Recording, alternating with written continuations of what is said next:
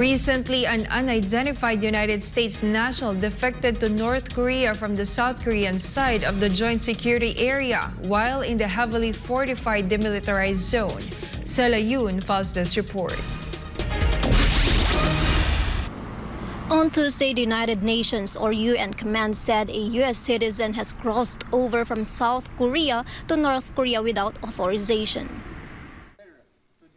Reports say the defector was a U.S. soldier. However, still remains unclear whether the individual was stationed in South Korea or was only visiting as a tourist. This is still to be determined. The Joint Security Area or JSA, located in the demilitarized zone or DMZ, which stretches along the military demarcation line which the U.S. national crossed, serves as the line dividing South and North Korea. Currently, the UN command believes the U.S. national is in North Korean custody, adding they are working with their Korean People's Army or KPA counterparts to solve the issue. To note, Korean People's Army is in the North Korean military.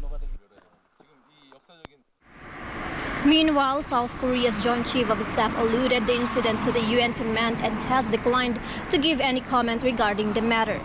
Selah Yeon, DMZ News, South Korea. Today, we'll look at artificial intelligence, which has become immensely popular this year with the emergence of ChatGPT, the AI text chatbot. While some call the technology hype, others say it will be transformative for societies. Regardless, governments around the world are now looking at ways to regulate this industry, which is growing rapidly. Let's hear more of this story from Yang Chengxi. Thing that's been preying on the minds of people recently. Is the world about to be transformed through artificial intelligence? ChatGPT is a deep learning model that is designed to generate human-like text. By a certain date, we were going to have computers that had emotions and feelings.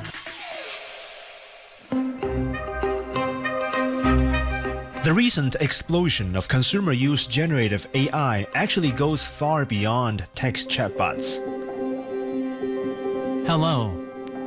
I'm an alternate version of you. I'm younger and better looking, but my face doesn't exist in the real world because I'm created by a combination of AI tools. With a few commands, I can be in another place, transform into another person, and speak in another voice. If I'm plugged into ChatGPT, I can even answer all your questions. This trend could look cool to some, but concerning to others. A recent open letter by leading AI experts called for a pause in the development of more powerful models. Some even fear that AI could ultimately turn supervillain. It's called the Terminator scenario. Let's not get ahead of ourselves. So, what potential harm could advanced AI tools like ChatGPT do to society? Let's see. Among other issues, they could create biases, spread misinformation, and violate privacy. So it is important to establish ethical frameworks and regulations. Many governments are working on related policies. China has issued a draft regulation over generative AI, with public consultation finishing in May. With several Chinese companies rolling out their own chatbots, the need for proper industry oversight and guidelines is clear. The more than 20 articles in the draft are a lot to digest, so this time I'm asking a Chinese-developed language model to break it down. I fed the whole text for it to summarize, and I'll let my handsome AI avatar narrate it. First, generated content should embody socialist core values. Second, measures should be taken to prevent discrimination.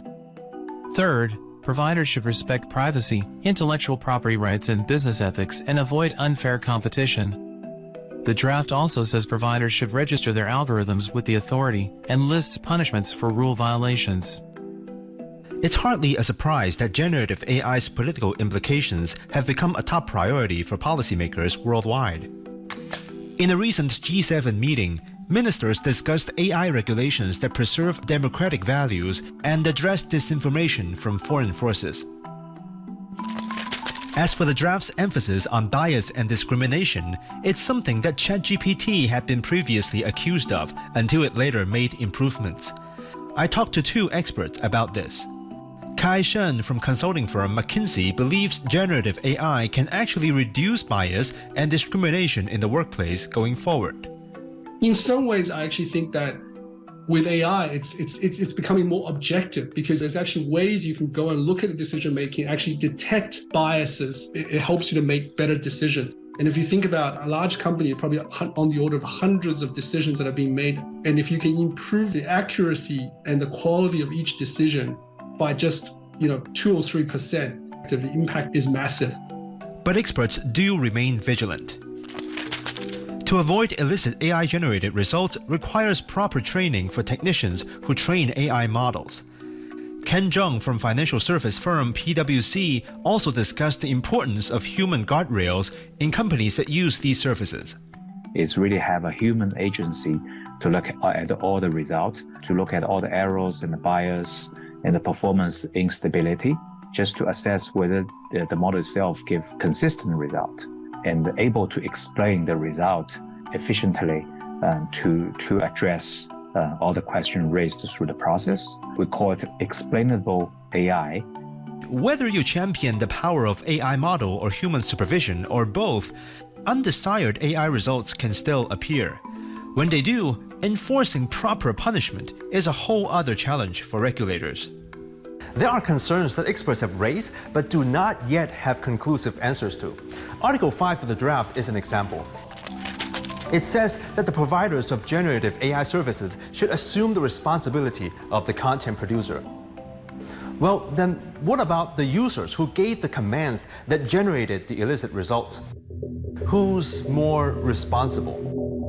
When AI's content generation mechanism is this complex, assigning culpability might not be as clear-cut a matter as it seems.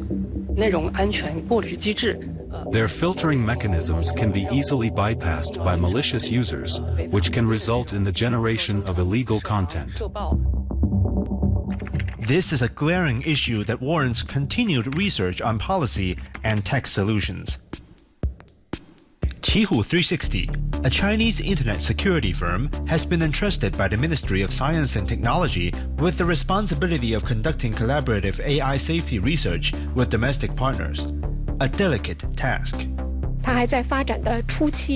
There are many uncertainties regarding its security risks and how it would develop. If we impose overly strict regulations on it from the beginning, it may stifle innovation.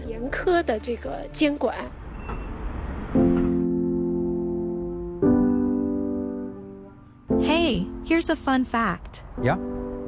Even the creator of Midjourney, the AI that generated my face, said in an interview that he doesn't fully understand how his own AI works. That's exciting and scary at the same time. So I guess regulating AI is a matter that needs constant studying. Of course, I have not been talking to an actual AI. The dialogues you just heard were all scripted in order to illustrate my points. But they are also in homage to a 2013 film called Her, which depicts a man's relationship with his AI chatbot whose intelligence grows beyond control. Many people, including me at the time, wouldn't have believed that the plot would come this much closer to reality just a decade later.